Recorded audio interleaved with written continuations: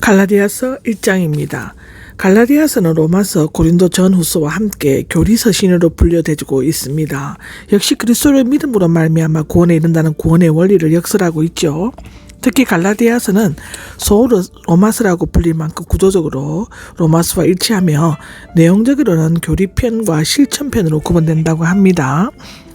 제1장은 인사말, 본서의 집필 동기, 사도권 문제에 대해서 변호를 하고 있고 1절과 5절에는 인사말이 나오는데 당시 일반 서신의 형식에 따라 발신자, 수신자, 축도 순서로 나오고 있습니다. 순서는 다른 서신과 같지만 어조는 논쟁적으로 그리고 전투적으로 사용되고 있죠. 여기 바울 사도가 나오는데 로마서 1장 1절 주석에도 나옵니다. 여기에서 바울은 사도권의 신적인 기원을 강력히 입증하고 있습니다. 첫째로는 사람들에게 보냄을 받지 않았다고, 둘째로는 사람을 통해 사도가 되지 않았다입니다. 셋째로는 오직 예수 그리스도와 하나님 아버지를 통해 사도가 되었다라는 것입니다.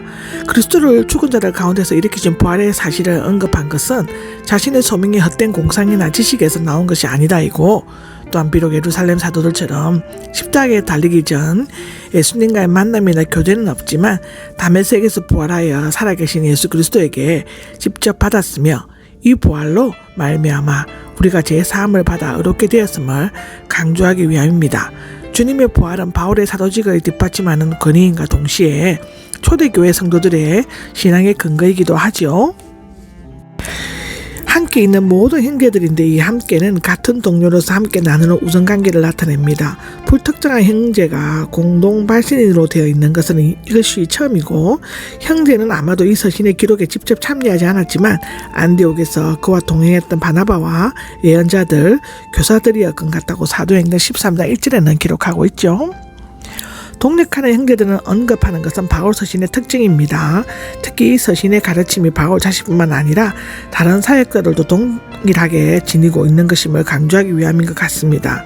갈라디아의 여러 교회들이 나오는데 여기에 수신자는 갈라디아 지방에 있는 여러 교인들이었는데 복수형으로 되어 있는 것은 이 서신이 돌려가면서 읽는 회람 서신이었음을 암시하는 것이죠. 골로새서 4장 16절에는 그렇게 기록되어져 있습니다. 이 교회들이 갈라디아 지방의 북쪽에 있는지 남쪽에 있는지에 대해서는 많은 논쟁이 있습니다. 그런데 사도행전에 보면 바울이 북갈라디아 지역을 전도했다는 기록이 없는 반면에 남갈라디아에는 세 차례나 걸쳐 자주 갔었다고 비시디아, 안디옥, 더베, 루스드라, 이니고온 등으로 밝혀져 있죠. 또한 바울 교회의 이름을 부를 때 로마의 행정지역에 근거했다는 사실이 고린도 전서 16장, 고린도후서 8장에 비춰볼 때 당시 로마 제국의 행정적으로 명명된 소아시아의 남쪽 갈라디아 지방의 경우가 가능성이 높다고 합니다. 바울이 다른 서신들에게 수신자에 대해 칭찬하고 존경하는 내용이 없는 것은 이 지역 교회에 대해 불편한 마음이 있었기 때문이어서 그것을 추측하고요. 바울이 갈라디아서를 쓰게 된 것은 그들이 바울로부터 복음의 진리를 들었음에도 불구하고 객기로 가고 있는 자들을 책망하기 위함이었다고 합니다.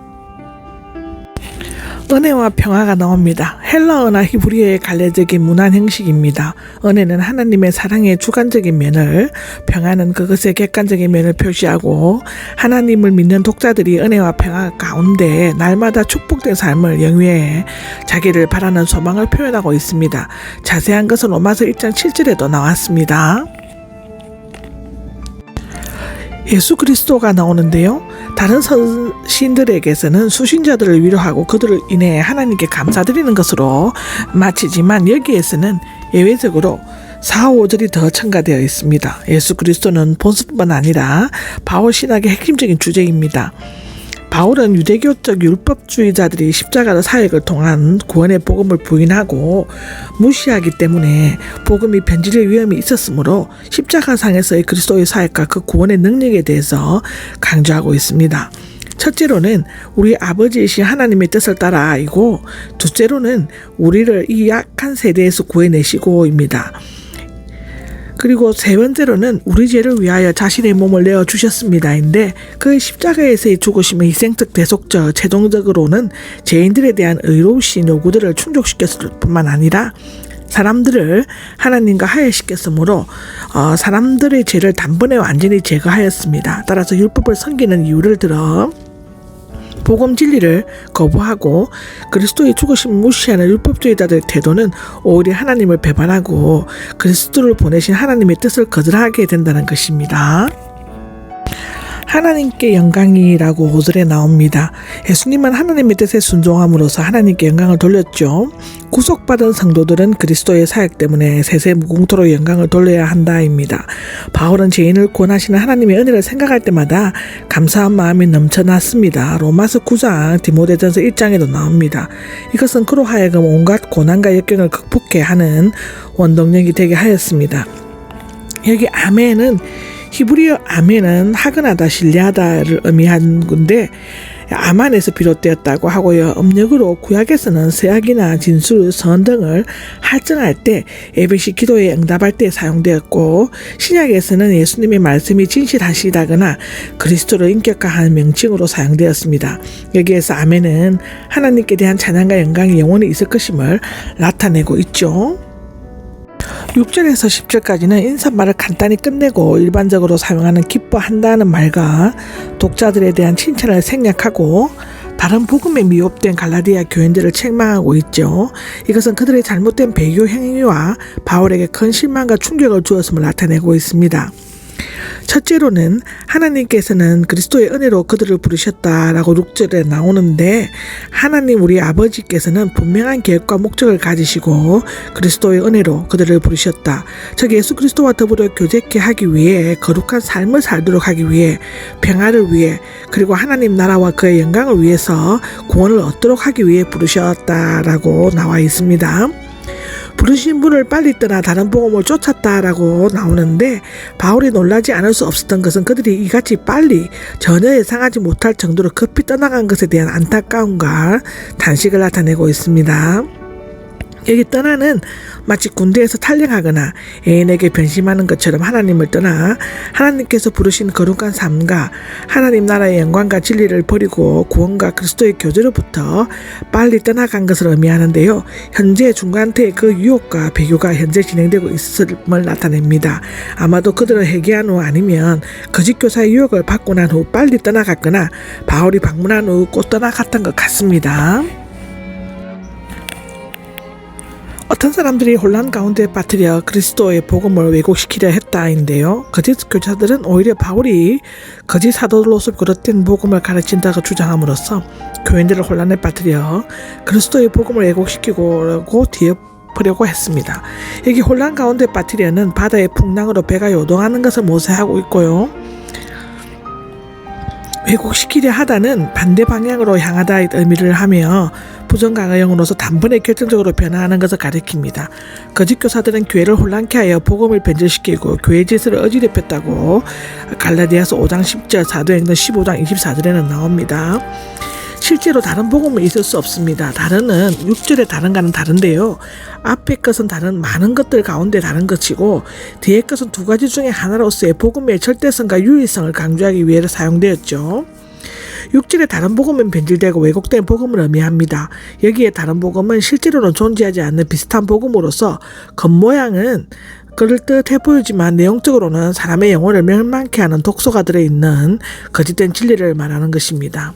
사이비가 참 무서운 것입니다. 율법주의는 또 하나의 복음이 아니면 구원의 기쁜 소식만이 유일한 나의 복음인 것인데요. 인간은 복음을 만들 수는 없지만 망칠 수는 있습니다. 바울의 복음은 하나님의 부르심과 일치가 되지만 개인적인 의견이나 주장에 지나지 않기 때문에 하나님의 부르심과는 정반대가 됩니다. 바울이 전한 복음 외에는 왜곡되거나 변질된 다른 복음은 이미 복음이 아닌 것입니다. 두 복음은 있을 수 없습니다. 하나님께서 주신 것만이 온전한 복음이죠. 그러나 우리든지 저주를 받아야 합니다인데 하나님의 참된 복음에 변할 수 없다는 사실을 강조하기 위해 바울은 가정법을 사용했습니다. 저주를 받아야 한다는 비기독교적인 것처럼 보이지만 개인적인 감정이나 파벌적인 반목에서 나온 것이 아니라 다른 복음의 위험성과 심각성을 부각시키기 위한 것입니다. 저주받아야만 한다의 히브리어는 할람으로 원래 하나님께 바치기 위해 구별되는 것을 의미하는데요. 파괴나 근절이 시키는 것을 가리키기도 합니다. 하나님께 바쳐진 것은 도로 취할 수 없듯이 하나님의 진노에 넘겨진 저주도 인간이 어떻게 할 수 없는 절망적인 것입니다. 하나님의 진리에 반대되는 모든 사상과 그것을 가르치는 자들에게 하나님의 진노와 저주가 있을 것이면 너무나 당연하고 근본적인 일이 아닐 수가 없는데요. 하나님의 저주의 대상자는 특별히 규정되어 있지 않지만 그렇다고 예외되어 있을 수는 없습니다. 비록 하나님께서 세우신 바울이나 디모데나 신라라고 할지라도 또는 최고의 피조물이고 사람과 하나님 사이의 중간 존재인 천사라고 할지라도 복음 외에는 다른 것을 전한다면 영원히 저주받아야만 한다는 것입니다. 바울에게 있어서 복음은 때를 따라 변할 수 있는 상대적인 것이 아닙니다. 그럴듯한 진리와 타협할 수 있는 것이 아닙니다. 단일회적이고 절대적이고 유일한 진리인 것이죠. 전에도 말했지만이라고 구절에 나오는데요. 과거에도 그들을 미혹하고 혼란케 하는 다른 복음, 즉 이단적 사상에 대해 여러 번 경고했던 것 같습니다. 아무리 경고해도 이거는 많지 않습니다. 이단은 참 무서운 것입니다. 8절에 이어 저주를 반박하고 있습니다. 저주의 범위는 자신과 천사에게 누구든지로 확대시키고 있고 어느 세대 어느 지역에서든지 복음의 본질을 조금이라도 변형시키거나 왜곡시키는 자는 모두 누구든지에 포함되어 저주를 받게 될 것이라는 것입니다. 바울이 이와 같이 강한 의도로 저주까지 선포하는 것은 유대주의자들이 십자가를 배척하고 행위로 구원을 얻을 수 있음을 주장함으로써 결과적으로 그리스도의 사역이 불충분한 것처럼 왜곡시켰기 때문인데요. 복음의 진리가 오염되어 구원의 방법에 혼선이 빚어지게 되면 사람들은 영원한 멸망의 위기에 빠지게 되는 것입니다. 사람들의 마음에 들게가 나오는데요. 아마도 유대주의자들은 바울이 이방인들의 마음에 들게 하려고 즉 설득하고 권하고 누구와 협의를 하거나 타협을 해서 또 기쁘게 하려고 율법의 요구들을 포기하고 율법으로부터 자유를 가르쳤다고 공격했던 것처럼 보여집니다. 만약 그것이 사실이라면 바울이 지금 사용하고 있는 거친 어투를 사용하거나 거짓 복음을 전하는 자에게 저주를 퍼붓지 않을 것이다. 인데 그가 참으로 사람들에게 한심을 사고 그들을 기쁘게 하려고 했다면 그리스도의 종이 되기보다는 율법을 내세우고 철저히 지키는 바리새인으로 머물러 있을 것입니다. 바울은 율법에 열심을 가진 자이지만 이제 하나님을 기쁘시게 하려고 온갖 고난과 역경 가운데서도 율법을 완성시키신 그리스도에게 종으로 철저히 복종하겠다라는 것입니다. 데살로니가 전서 2장 4절에도 나옵니다.